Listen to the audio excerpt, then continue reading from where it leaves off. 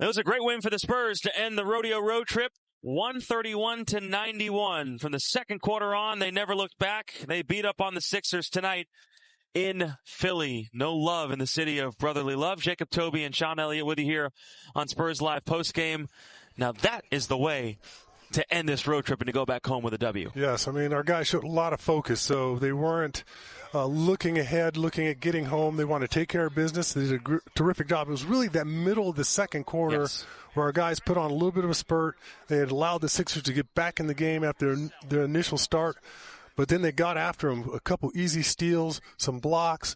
They just shut down the lane, and then they continued to score and shoot the ball extremely well, especially from beyond the arc. I think the country's starting to realize when the Spurs hit their threes, they may be the most unguardable team in the NBA. They hit a season-high tying 18 tonight. Well, we just took the right threes. That was the key for me, Jacob. There's a lot of attention focused on Victor, and so you can use him as a little bit of a decoy. In the middle of the paint, his defense is collapsing, allowed for our guys to get a lot of wide-open looks. Victor, he wanted in on the three-ball action as well, was able to get that one up. But when you start looking at the numbers, points in the paint, assists, you almost double up the Sixers there. You do a phenomenal job from beyond the arc. And so and the rebounding was also a wipeout. And so, I mean, you dominate in every facet of the game. The Sixers are shorthanded, but you played hard for 48 minutes. You just kept it on them. Our guys were relentless, and you see the results. The Spurs are 16-0. When they make 16 or more threes. 16-0. Zero losses. Well, I'll take it. But you got to shoot the right threes, right? The corner threes. Yeah, the corner threes, as you like to mention. What can this do? You know, they haven't lost 2 straight games in, 21 straight games. So they haven't lost 2 straight in 21 games. So they've always bounced back. I think that this is a very resilient squad. They don't hang their heads too low when they lose. Yeah, and you got to give Mitch and his staff a lot of credit for that because they continue to pick the guys up. They continue to coach them up. And so, and we have a lot of guys, and we have a nice balance of veterans, a lot of guys who are really confident players. I mean, we do all these interviews after the game. We heard Devin Vassell, he's got the utmost confidence in himself. Dylan Harper's the same thing. Steph Castle. Victor's got that winner's mentality. And De'Aaron Fox, we've seen him talk about, I'm really good at basketball. So you have a lot of guys that are supremely confident in that locker room. So you know that no matter what happens, they're not going to be down for long. You know, they swept the monthly awards. Where was the best color analyst monthly award for you? Should have been there, right? Yeah, I don't know. Every month you win it, so we'll just give you the trophy at the end of the year. The truck said that, and I agree. They want sushi. And they're saying that is correct. Sushi is coming for the truck. That's right. At least cheesesteaks tonight on me. Cheesesteaks tonight on you. You didn't even buy them. It's all good. More Spurs Live postgame coming up after the break. Largest margin of victory for San Antonio this season. A 40 spot, I should say, as the Spurs beat the 76ers 131-91. Spurs Live postgame continues. Jacob Toby and Sean Elliott. I mean, what more can you say about that one? Check. Win. Get out. Let's go. I mean, glad that our second rodeo road trip of the year is over with. Yeah, there was one earlier in the year. No, I'm not kidding, right? Because there was one earlier in the year when our guys played in that in-season tournament, took it all the way to the championship. We were on the road, and then they won a few games, and they go from New Orleans to the Lakers and then to Vegas. But, hey, our guys handled this gauntlet extremely, extremely well. They had 3 quarters there where they didn't play so well in New York against the Knicks. But that's to be expected in an 82-game season, especially when you're playing that many games on the road. You can get a little road weary. You can lose your focus. It's a day game in New York. That's a little bit of a trap game as well. And so when you look at this season compared to 03-12, nicely done. Tying the best rodeo road trip record, 8-1. And Mitch talked about it before the game, too. They can be used to it because you've been in the Spurs family for quite some time, so you do get used to it. But there are still some things that never get old or you get tired of, like the travel and things like that. But it also is a good thing for the team to come together for a long stretch. Yeah, because you're here together. You're out on the road together for a long, long time. You're forced together. And so it seems like our guys always play better after the Rodeo Road Trip, especially when you have a team that likes each other. You continue to grow together more and more when you're out here. It's us against the world type of mentality. Our guys took that head on in some pretty tough places to play. This is not an easy place to play. Our guys jumped on this team early, made it an easy place. Knicks, tough place to play, but Detroit and Toronto, those are both those are slugfests. Those are, guys rock'em sock'em robots, and our guys came out of that.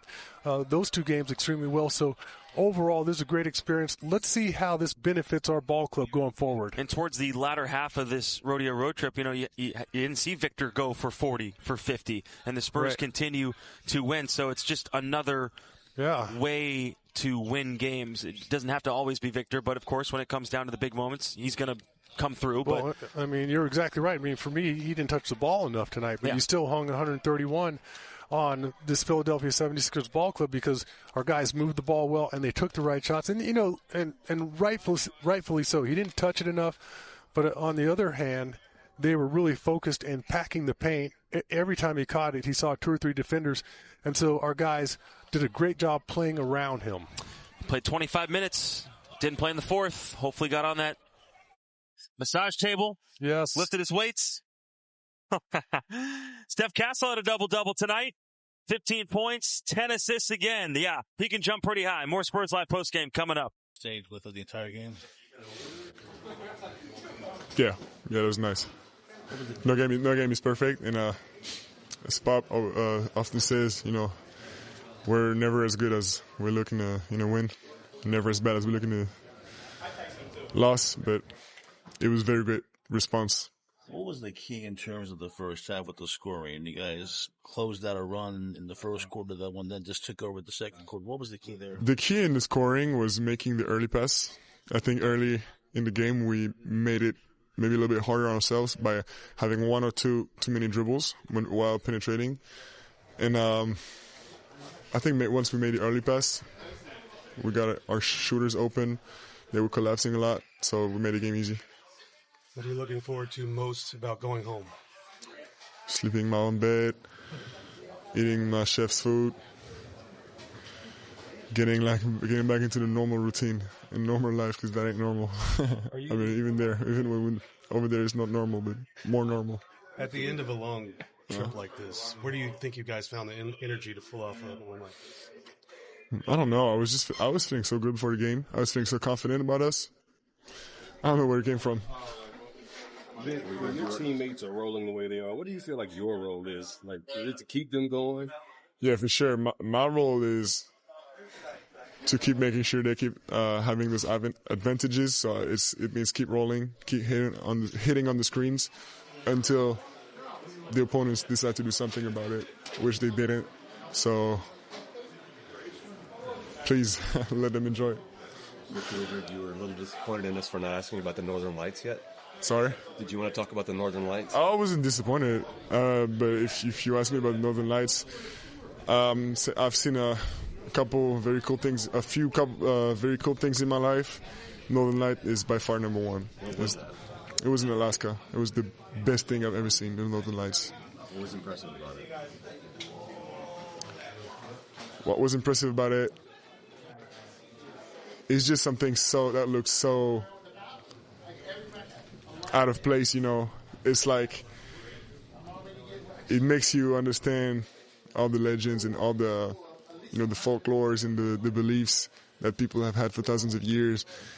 You see things up there, the show I had was I think a historic, like maybe a once in a lifetime event, even for Northern Lights chasers. But as I said, it's the most beautiful thing I've seen in my life. It ranks number one. You're in the last game of a road trip. I think the guys have that kind of consistency throughout the entire game and showed that kind of. What's to say about this team and the focus throughout that game that they showed today? What's to say about that? Sorry, can you repeat? The focus you guys showed throughout this game for a last game of a road trip. What's to say about the team's ability to show that kind of focus throughout the entire game? Shows progress for sure. Shows that we're on a mission. You and Dylan were honored together for picking awards this month, but what have you seen from him? What's it been like for you to watch him kind of learn the game as he's going? Yeah, Mitch Toe was an award, but seeing Dylan develop his game, I have zero doubt that if there was a redraft today, we would take him. He's so good, so composed. I know, obviously, we're stacked at the guard position, but I'm so happy that Dylan's super young and can be there for years and years, because I want to share the court with him for as long as possible. You guys swept those awards. Is that pretty cool? Nobody in the Western Conference has ever done that before. Yeah. No, it's amazing. I didn't know until I got here, so it's amazing. Let's keep that going. You've been posting to your story about a missing person case. Can you tell us Just more got about found. that? Why was it important? Yeah, I just got found like 1 hour ago, something like this. Oh, wow. Yeah, I'm so happy. You know, it's we've been close for a long time. His family and mine, and you know, we always think it happens to others. That was the first time I saw this case, you know, for a close person. So I'm very, very relieved. He just got found. Thank you. Thank you. All right, you just heard from Victor Wembanyama, a wide-ranging interview, of course, very philosophical, but he was honest. You know, the Spurs, there were things that he still didn't like, the way that he played and some of his teammates played, so we talked about that. Went to see the Northern Lights after the All-Star break, so that was fun for him. Talked about that. Yeah. And, you know, some other stuff as well. You get a wide-ranging interview with him. Well, he said early on exactly what we talked about. There was over-penetration that I didn't like, trying to take it into 2 or 3 defenders instead of making that initial pass. Our guys got the memo, started making shots. The Northern Lights, that's simple. You know, he just called a couple of his alien buddies. Turn up the volume for us all here. I mean, that's not a hard one. Victor has connections. And then as far as finding his friend, I know that Victor had done some retweets and got the word out that he had somebody missing that was dropped off at the airport, I believe in Chicago. And so what a relief for him and his friend's family. So all in all, nice day for Victor. Absolutely. He had 6 blocks. When he has 5 or more, the Spurs are 11-1. So. Well, because he just shuts down the paint. I mean, he just makes it incredibly difficult to score the ball, and that's what we love to see. And we talked about it at length here for several times on this Rodeo Road Trip. When he's really active on the defensive end of the floor, when he's really engaged and he's aware of the penetrators and the shooters and guys that are in the paint area, he makes it so difficult, just scares a lot of people and blocks a lot of shots. Absolutely, and it's going to be a tough task for the Spurs coming up this next 6-game homestand, getting back to San Antonio, playing some really, really good teams. Starts off with a back-to-back. Detroit, Kate Cunningham, MVP candidate, and then Kawhi and the Clippers on Friday. Kevin Durant and the Rockets on Sunday. Derek White coming back to San Antonio. That's always fun. On Tuesday, the Joker, an MVP matchup between the Spurs and the Nuggets, and then a Charlotte Hornets team that is playing excellent basketball, so that's not easy. Those are all really tough games. Yeah. I mean, you come back home, you want it to be a little bit easier, right? Especially after running the gauntlet on the road. That's a gauntlet at home. That's tough. It's going to be fun to watch, though, for us, because you want to see this team take these challenges, run with them, exceed, learn, because all these games building up, Sean, to what you hope for is a long playoff run. Yeah, and those are all playoff teams.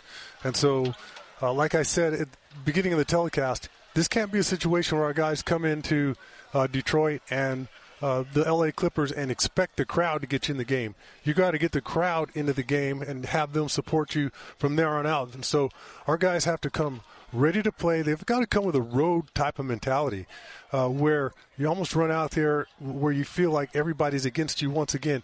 Then get the Frostbank crowd into the ball game, and let's see what happens. All right, I have an announcement to make. Yes. I'm going to stop talking about the cheesesteaks. We're in Philly. We're going to end that. That's it. Steak and cheese. Yeah. So that's the last thing I'll say. It's a steak and cheese, and that's it. It is, in fact, a cheesesteak. We are in the home of the Philadelphia cheesesteak, the original, where the cheesesteak was invented and founded. It is the cheese steak, my friend. I hope you get a good one on the plane, my friend. We'll see you back in San Antonio. See if the Spurs are quick to get to the bus and to the airport. A 40-point win to end the Rodeo Road Trip for